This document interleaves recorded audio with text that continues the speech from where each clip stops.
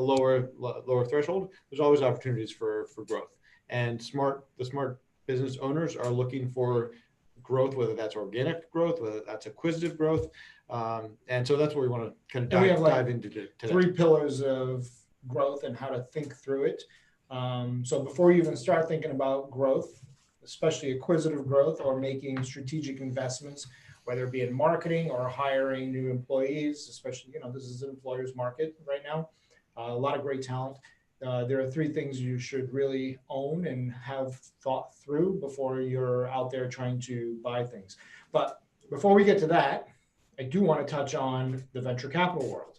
Now, obviously, about 40% of our business is in one way or another driven by venture-backed companies or seed or angel invested companies, right? Yeah, and about like kind of when all this hit the fan back in March, you and I were talking about where we thought things were going to go in the venture world, and what we were seeing out there, and I think the data really kind of substantiates what we were talking about, which was that it was going to dry up a bit. Yeah, but it was already in the end of March, and I think we talked about it on one of these podcasts or one of our webinars. We were saying, which was that it was going to. The market's actually drying up. Like, it's taking customers longer to raise. Even those customers that were bringing on capital or liquidity from existing investors, it was taking longer to close. Somehow new due diligence items were popping up. And then on the flip side, new emerging growth companies, new startups that were looking for angel investments and seed investments, they were having a hell of a time trying to even get meetings, right? And let's face it, a lot of the investors and angel investors, these are loose consortium of investors, right? They're not institutional investors. They are investing based on relationships and the team, right? Character, the team, right? You invest in the team. You're not investing in product development. You're not investing in sort of some pipe dream, some business model. You're really investing in that team. And there was actually a Wall Street Journal article, I want to say it might have been like first week of April, maybe last week of March, where it actually talked a little bit about the challenges of raising capital during quarantine, right? Yeah, because you can't, the table stakes are to go and do the face-to-face with the investors, right? And that's just not possible, not safe.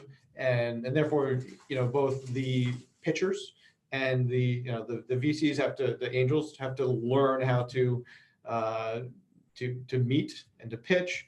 Obviously technology is there to be able to pitch virtually, but people want to see how you interact, how you respond to fast questions, and now people want to build relationships. Again, you invest in relationships. We always say here in our business, business is all about people, and people are all about relationships. So at the end of the day, you've got to get over that hump. Like, hey, I trust that individual I'm about to dump $100,000 of my personal wealth into. So anyways, long story short, 2 days ago, PitchBooks, our friends at PitchBooks, we love PitchBook. I personally have been using PitchBook since my days at corporate. They actually came out 2 days ago with their recap of the second quarter 2020 results for the venture capital world, the startup world. Yeah. And one of the biggest findings, right, if you really stratify out the startup venture-backed world, you're looking at angel investing, you're looking at seed, you're looking at Series A, and so on and so forth, institutional. And what one of the sort of spot-on results that we were actually talking about back in March, and I was kind of it's sad to see, but I was kind of excited to be like, okay. The truth is now in the data is that the seed investments actually dropped year over year by over 50%. Yeah. Mm-hmm. That's huge, right? Think about a lot of our customers that are coming in as startups, where their heads are at, right? They're looking at raising $500,000 to $1 million, and that's coming from more of that local startup investor, right? And it makes sense both on the relationship side as well as. Those are usually some of the first investments outside of the friends and family, bootstrapping. Those are some of the first investments. Those are the things that slowed down. What didn't slow down in the data, which is what we said back in late March, was those follow-on investments from those companies, those scaling companies that have those institutional backers. Those institutional backers have They dry have the dry powder. powder. So the dry powder is kept there so that they can protect their investment. If the company really needs it, the portfolio really needs it, they've got dry powder that they can pump into that. And those are the companies that we saw, like, getting that's where people were focused. Those seed investors, they slowed down by over 50% on the new investments. And those are the new companies, right? The ones where they're really. So I think two reasons on the seed side, the downturn in the seed. One, it's that personal touch, right? That personal contact. How do I build relationships? How do I connect with investors? How do investors connect with young startups? And two, I really think that overall, families, individual investors were really looking to shore up their balance sheets. And I'm sure on the flip side, like the institutional investors at some level, even though Fred Wilson, he mentions like, hey, we've been really busy, but I have a feeling you were really busy on the follow-on investments, current portfolio, and not so much on new investments. But those guys are obviously a little different. They're a big shop. They're acting more like an institutional investor. So they're used to the technology. They're used to vetting new potential investors' investments. Very differently than your local angel group. So not to toot our own horn, but I think we predicted it pretty well. That was good. Back in March, and we were seeing it. We were seeing like customers taking longer for follow-on investments, and almost virtually impossible to actually get new deals. So let's talk. Let's switch topics. So last week you weren't here. And we had Corey actually join me, and we talked about the information that came out from the Department of Treasury on Monday, so a week ago this Monday, on the list of all PPP loan recipients over 150,000. And I've sort of been talking about this even with our customers privately. There's such a wealth of information there. And so today I really wanted to talk a little bit about growth, we talk about growth, but what we've all been thinking about over the last 2 or 3 months is really about protecting the franchise value. And how do we plan for worst case scenario? How do we plan for layoffs? What's our cash planning and whatnot? But at some point, there's going to be businesses in certain industries that those industries are going to contract. And there are going to be dead bodies along the way. And there are going to be those that hopefully could pick some of those up and grow their own business. And I think now is the right time to start thinking about it. So my three things are, if I just can, do you have a vision? Do you have a vision for your industry? Do you have a vision for your company? Do you have a vision for your customers? 2, do you have a plan, right? Do you have your annual operating plan? Do you have your long range plan? And lastly, and probably more importantly, do you have a cash flow plan? Do you understand the liquidity or the cash cycle of your business? If you've got those 3, now is the time to start thinking about growth. Because those 3 things give you you're referring to them as the pillars, right? Those are your foundation for being able to grow, right? Because if you don't have a vision, you don't know where you want to grow to, right? Part of the survival of the last few months has been figuring out both just how do I survive, but now is if you don't have that vision, you're not going to know where you want to grow to. If you don't have that vision, you can't put a plan together. If you can't put a plan together, you don't know what your liquidity profile and liquidity needs are for the business. But putting those 3 things together, you have the foundation of the pillars upon which to build a business, grow your business, and so you can steer the growth in the right direction. And there are going to be those companies that now have. There are many companies that have a decent balance sheet, newfound liquidity, whether it's PPP loans, EIDL loans, outside investors, or just free cash flow, especially in the service-based business. Unfortunately, outside of hospitality and sort of restaurants, those have been hit hardest. There is opportunity to grow. Industries have been contracting. There are market participants in some of these industries that don't have a lot of financial flexibility. Their balance sheet is tight. Maybe they overuse some of the cash up front, hoping that this was going to end sooner rather than later. like So- for us, we have a view on the economy. I would say our view is a long drawn out recovery. Long drawn out is 12 to 18 months in our mind. And that's how we're playing our cards. That's how we talk to customers.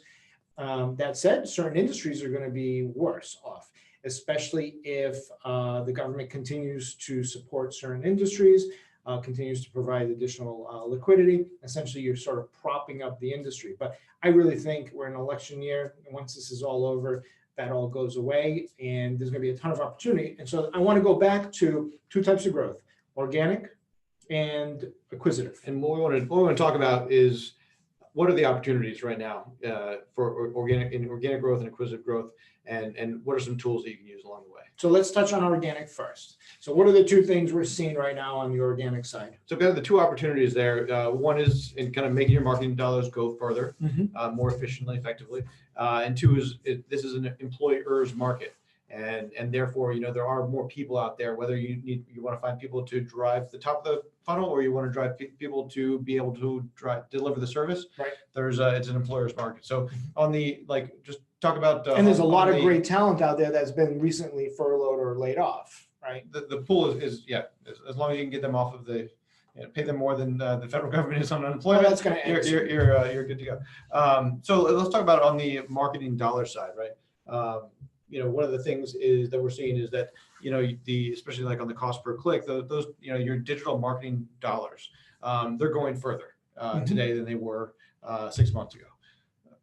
I think so. I mean, that's what we're seeing. We're seeing less. So for the same marketing dollar, especially for, say, search engine advertising, remarketing advertising campaigns on LinkedIn, or LinkedIn's always been a little more expensive, but LinkedIn and Facebook, we're seeing our impressions, our CPC costs going further.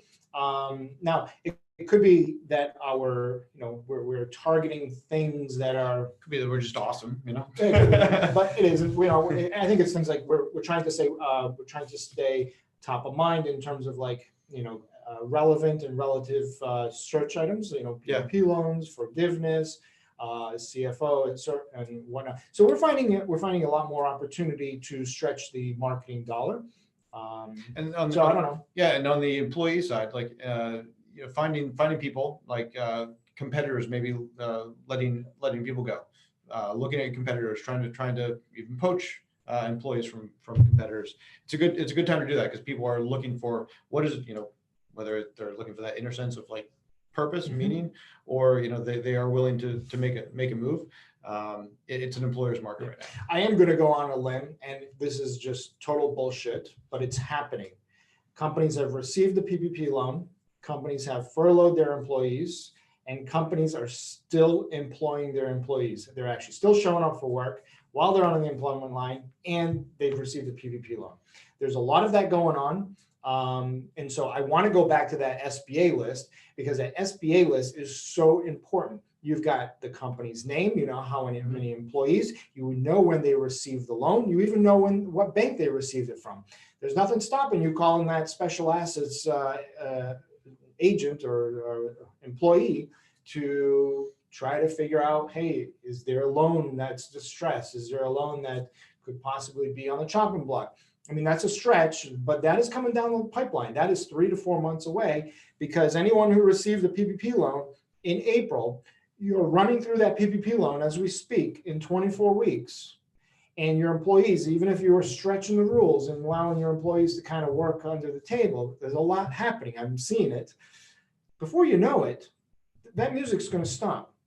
And the economy hasn't come back. That industry has not come back. And that company is going to be up shit's creek.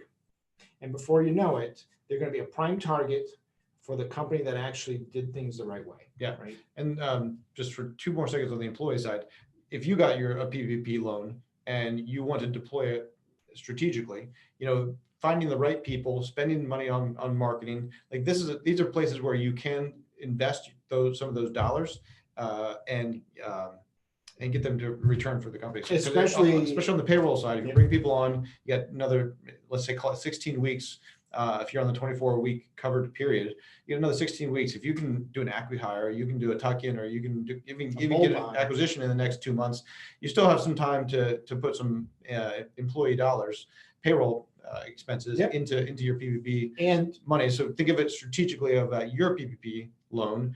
But on the other side, this SBA list that came out gives people on the acquisition side, acquisitive growth, gives you a great tool to slice and dice the information, get a list of companies that are in your area or in your it's industry. a great screening tool. And say 50% of those are going to be companies that in 3 or 4 months, or even 25% of those, 3 or 4 months are going to be, distressed. They are. And you've got the stats, you've got how many employees. You can actually extrapolate that information. I know like 3 months ago, we were sort of pitching the idea of Black Monday and, June 15th or July 1st, small businesses were going to wake up with no PPP money. Well, I think it was because of our Black Monday that they extended the covered period. Yeah, it must have been that Black Monday. They said, wait, we can't do 8 weeks. We got to do 24 weeks. But whether it's 8 weeks on June 15th, July 1st, or 24 weeks, or even for some companies that are stretching the rules a little bit, the point being is it's anywhere between 24 and call it 40 weeks. Is the economy going to come back? You have to have a vision for that, because we're still seeing companies, sort of just spending as if things are going to come back. So for those companies that are doing things right, acquisitive growth is a great idea. This SBA loan, this SBA list has 667,000. Right, but it's the type of data, zip code, state, city. I mean, pick your targets, screen it, give them a call. It's a great opportunity, I think. So one last thing on the organic growth on the employee side. You're right. It doesn't have to just be about going out and hire the next individual to fill in a position. It could also be a strategic hire or a strategic hire of a team. Mm-hmm. If you're thinking about expanding into new geographic footprint. I was just on the phone 2 days ago with a company out in California in the home healthcare business, right? And they've had to lay off employees, but there's still a ton of opportunity, as we all know, right? And they've received $1 million PPP loan. They're like, hey, what can we do with this?